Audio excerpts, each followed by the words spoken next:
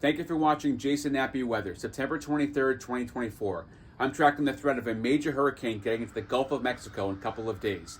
All the convection firing on the water vapor imagery, thunderstorms around a storm that is not formed yet. It doesn't have a center of circulation, but it will. And it will threaten the Florida panhandle and Big Bend area with surge, my highest concern with the storm, as it's relatively fast moving once it starts to get picked up by a trough off to the west and kicked north. Helene is the name of this storm, and it's going to have all of the convection firing here. You see that here on the infrared.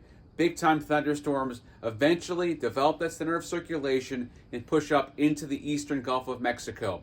West coast of Florida, from Tampa north up towards Tallahassee. Really have to keep a very close eye and do those preparations now. You should have been doing the past couple of days. Get that hurricane plan in place and start acting on it and get prepared for the worst to come as a major hurricane.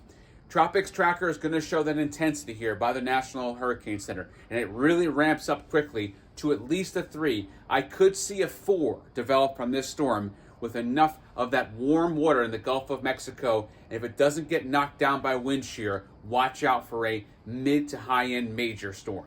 Tropics Tracker really starts to verify that here on the ship's forecast. It shows that Category 2 and then Category 3 just off the coast of Tallahassee and just west of Tampa. So anywhere between Tallahassee, Florida Panhandle, all the way down northwest of Tampa. Got to watch out very closely at this storm as it ramps up in the next couple of days.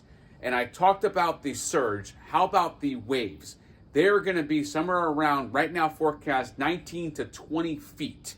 So that's a big concern and a large chunk of the Panhandle back towards the Big Bend area, the Nature Coast, the Forgotten Coast. Have to watch out very closely with this storm. Those waves are going to go right there in northeast quadrant and push up into the Big Bend area.